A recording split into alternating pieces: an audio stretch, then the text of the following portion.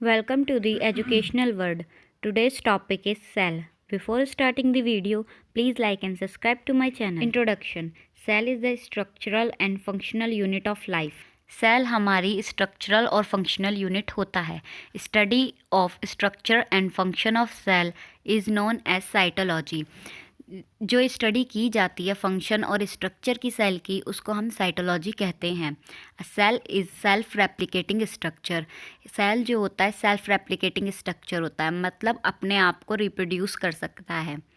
The cell was discovered by Robert Hooke. जो cell है वो डिस्कवर्ड किया गया था सबसे पहले रॉबर्ट हुक के द्वारा इन 1665 में एक स्लाइस ऑफ कॉर्क पर. The organism are divided into 2 types. जो ऑर्गेनिज्म है वो डिवाइडेड हैं 2 टाइप में. नंबर ऑफ सेल्स किसके बेसिस पे है? Number of cells. जो पहले हैं वो है unicellular organism and the second one is multicellular organism. Unicellular organism जो सिंगल सेल से बने होते हैं उन्हें यूनिसेलुलर ऑर्गेनिज्म कहते हैं, और जो ऑर्गेनिज्म दो या दो से अधिक सेल से बने होते हैं उन्हें मल्टीसेलुलर ऑर्गेनिज्म कहते हैं. Cell theory was proposed by Matthew Schleiden and Theodor Schwann in 1839.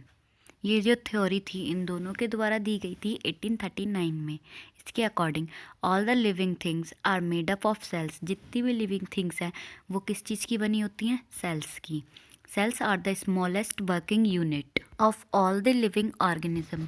Cell सबसे छोटी यूनिट होती है किसी भी लिविंग ऑर्गेनिज्म की या किसी भी लिविंग थिंग्स की. All the cells come from pre existing cells through the cell division. जितने भी हमारे नए सेल बनते हैं वो सेल डिवीज़न से बनते हैं जो कि पुराने सेल में होता है. A cell consist of 3 main part. जो सेल्स होता है वो 3 मेन पार्ट से बना होता है.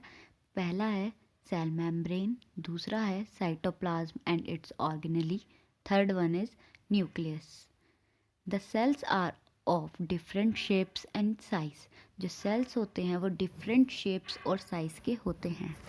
Types of cells. There are 2 types of cells. जो सेल्स होते हैं वो 2 टाइप्स के होते हैं. First one is prokaryotic cells and the second one is eukaryotic cells. Prokaryotic cells. The cells in which nucleus material is not surrounded by the nuclear membrane are called prokaryotic cells.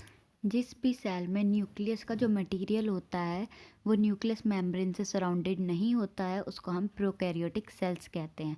For example में हम ले सकते हैं bacteria, blue green algae. इनके जो cells होते हैं उसमें जो न्यूक्लियस मटेरियल होता है वो न्यूक्लियस मेम्ब्रेन से सराउंडेड नहीं होता है. अब हम बात करते हैं यूकैरियोटिक सेल्स की. The cells consist of membrane bounded nucleus and the other organelle are called eukaryotic cells. जो सेल्स में जो न्यूक्लियस मटेरियल होता है या न्यूक्लियस जो है बाउंडेड होता है कि न्यूक्लियस मेम्ब्रेन से, और जो अदर ऑर्गेनेली होते हैं वो भी, उसको हम कहते हैं यूकैरियोटिक सेल्स. इसमें हम एग्जाम्पल ले सकते हैं प्लांट और एनिमल सेल्स. अब हम डायग्राम देख लेते हैं प्रोकैरियोटिक और यूकैरियोटिक सेल्स का. Cells organelle and their functions. अब हम देखते हैं सेल्स में कौन कौन से ऑर्गेनेली होते हैं और उनके क्या फंक्शंस होते हैं. सबसे पहले इसमें देखते हैं हम सेल मेम्ब्रेन, फिर nucleus, cytoplasm, mitochondria, Golgi apparatus, ribosomes, smooth endoplasmic reticulum, rough endoplasmic reticulum. Cell membrane. Every cell is enclosed by a cell membrane. हर एक सेल जो होता है एनक्लोज्ड मतलब बंद होता है सेल मेम्ब्रेन से. It control the passage of material in and out of the cells. ये कंट्रोल करती है किसी भी मटेरियल का in and out passage. Nucleus. The control centre of the cell that contain DNA and chromosome and the nucleolus. ये एक centrally control करता है सारी ऑर्गेनेली को, जिसके अंदर क्या होता है डीएनए और क्रोमोसोम प्रेजेंट होते हैं. साइटोप्लाज्म ये कोई ऑर्गेनेली नहीं है, बट इसके अंदर जो हमारे अदर ऑर्गेनेली होते हैं वो सारे फ्लोट करते हैं. जैसा कि हम देख सकते हैं all the organelle reside lives and float around in the cytoplasm. Mitochondria. Mitochondria को हम नॉर्मली क्या कहते हैं? Power house of the cells. The organelle process energy for the cell, ये प्रोसेस करता है एनर्जी को सेल के लिए एटीपी के फॉर्म में और हेल्प करता है सेलुलर रेस्पिरेशन में। गोल्गी अपैरेटस या Golgi complex, the protein packaging and transport centre of the cell, ये प्रोटीन को पैक करता है और ट्रांसपोर्टेशन में हेल्प करता है। And has incoming and outgoing vesicles. Ribosomes synthesize protein, ये प्रोटीन को सिंथेसाइज करने में हेल्प करता है। प्रेजेंट इन द साइटोप्लाज्म, ये साइटोप्लाज्म में भी प्रेजेंट होते हैं और रफ एंडोप्लाज्मिक रेटिकुलम पर भी present with rough endoplasmic reticulum. And no membrane is present, और इस पे कोई भी मेम्ब्रेन प्रेजेंट नहीं होती है।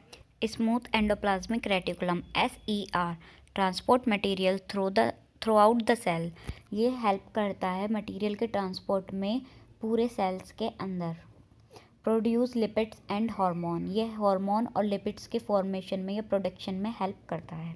Rough endoplasmic reticulum RER cover with ribosomes, ये क्या होता है, राइबोसोम्स से कवर होता है।